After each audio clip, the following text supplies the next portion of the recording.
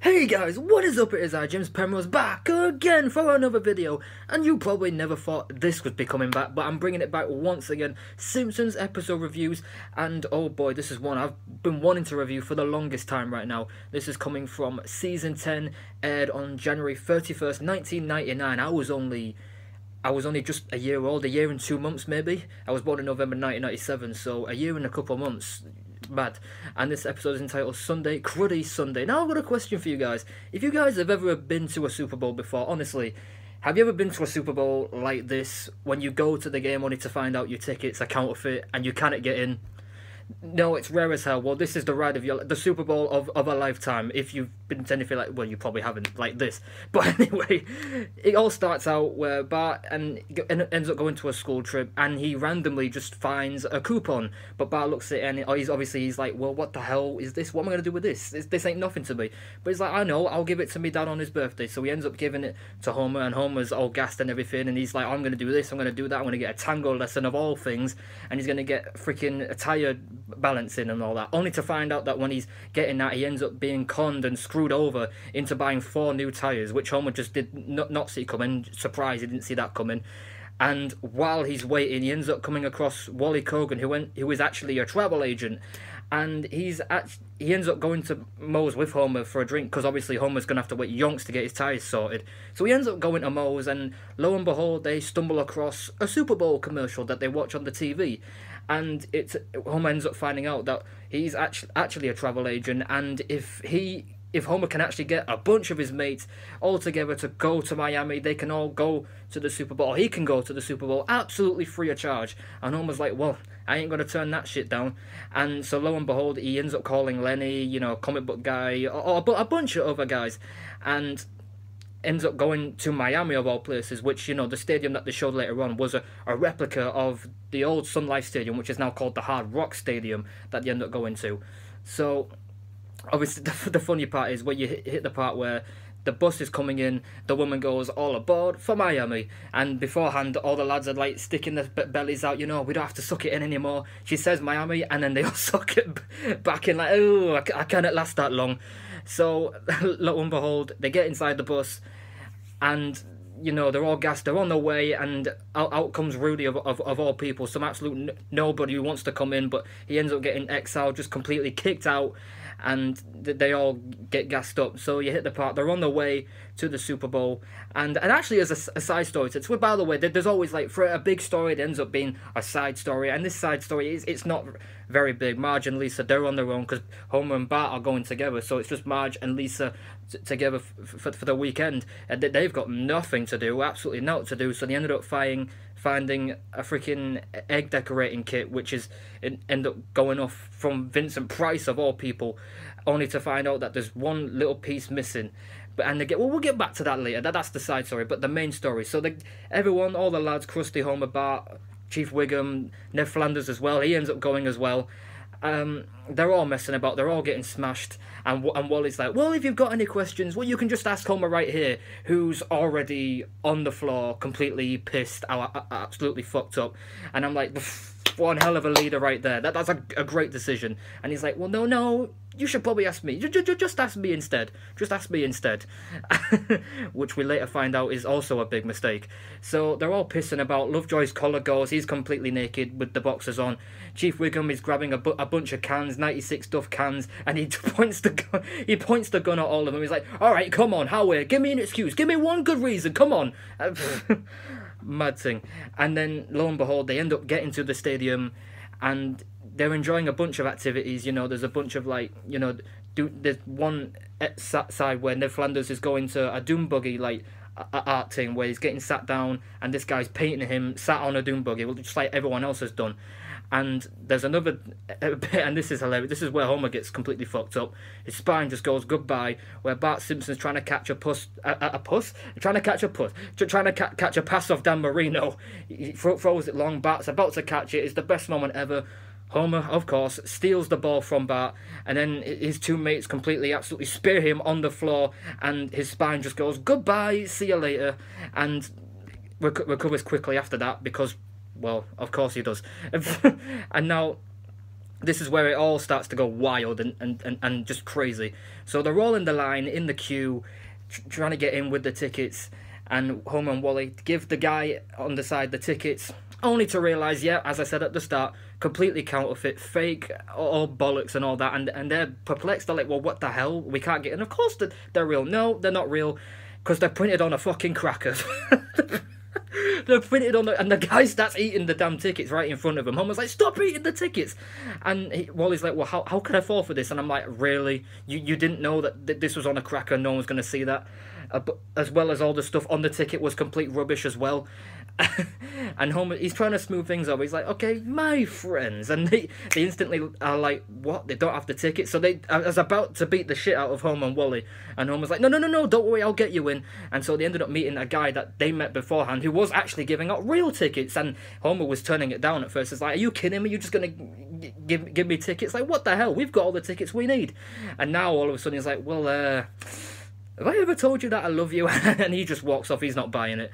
And so as he's about to get beat up again, Bart ends up realising that there's a bunch of halftime costumes sat next to a couple of police guards on like one entrance side of the building.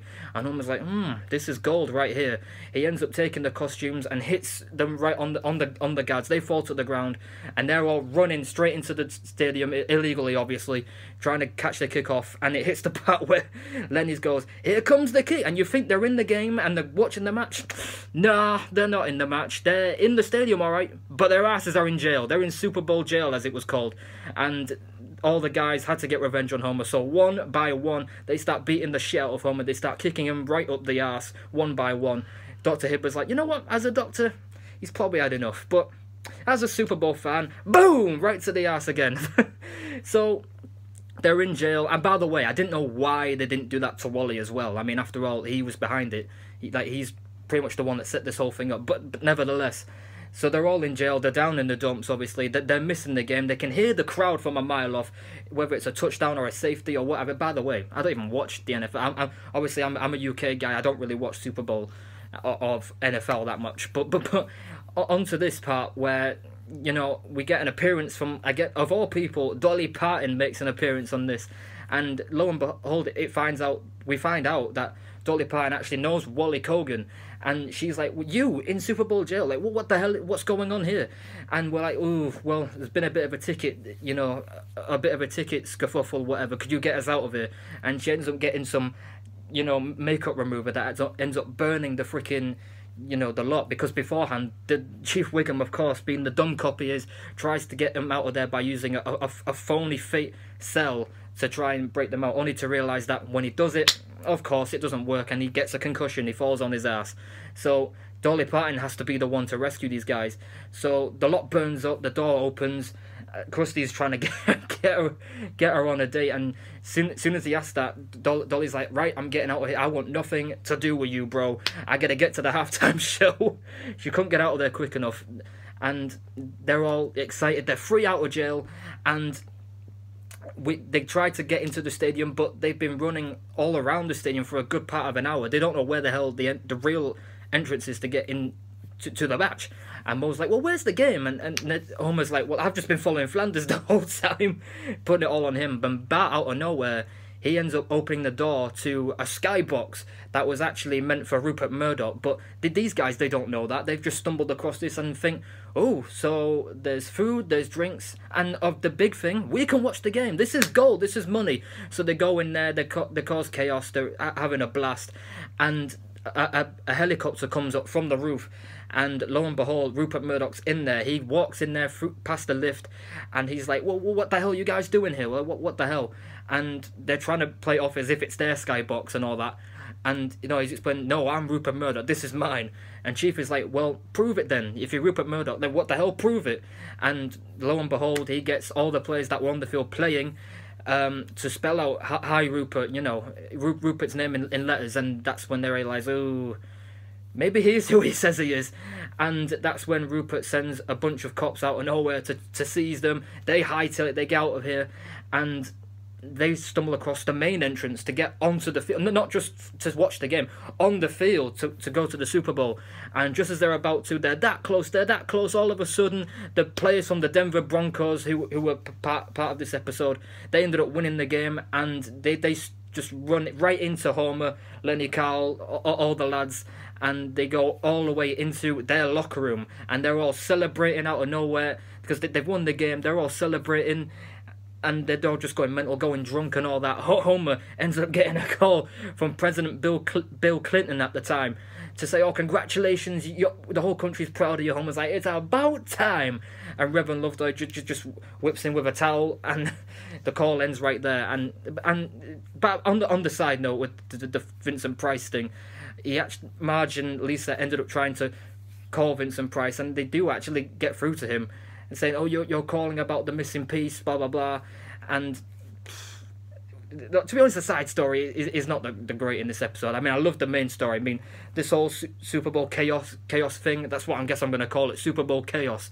Because ain't no one been to a Super Bowl and gone through this kind of experience in real life. No way. And it hits the part where they go to the end, they're on their way to leave, which is in Miami, they go to leave, and they get Super Bowl rings from the players that were there. And Lenny and Carl, they're talking, and Lenny's like, "Well, what are you going to do with your Super Bowl ring?" And in a sweet moment, he's like, I'll probably give it to my wife because it's her anniversary today." And they're all go like, "Oh," so they all leave, and it hits a scene where John Madden and someone else, I think it is, they're analysing the events of the episode. Like, they're talking about what happened in the episode, and lo and behold, a bus comes through, and it's Vincent Price of all things, and he's having so much, he cannot drive that bus for nothing. He's stalling after stalling after stalling after stalling, and that's how it ends. This episode, honestly, it's a trip. It's a trip. To think it all came from Homer buying just a shitty coupon, and it's turned into Homer having the Super Bowl time of his life.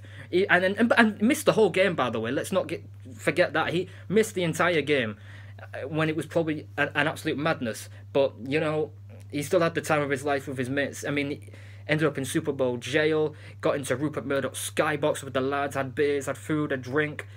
Missed the game, but did it really matter? Because he had a blast. It was an absolute ride. Dolly Parton was in this episode as a special appearance. That was great. Vincent Price. And overall, it was just a wonderful episode, man. Probably, I would say, yeah, my favourite episode of Season 10. There's some absolute bangers in here. Homer to the Max is in Season 10 as well. I love that one. Wild Barts Can Be Broken, where there's a curfew on the kids of Springfield and they're going against the adults. Like, that's mad. But this one I personally feel is my favourite of Season 10. And you guys let me know in the comments below if this is your favourite of Season 10. So other than that, guys, I ain't done this in a while. I've been rusty. You know me. If you've watched me since day one, you know I stumble on my words sometimes. I might forget little details. So comment down below if there's anything I missed. And anything that you liked from the episode. What did you find the most funny? What the most not funny? And just leave it in the comments below. So other than that, guys, thank you guys for watching this video. I'm probably going to do another one in the next episode review in the next couple of days. I don't know when it is, but stay tuned for that. So other than that, guys, thank you guys for watching this video. Make sure you guys like, comment, and subscribe to my channel. And all I can say is, peace out, my brothers.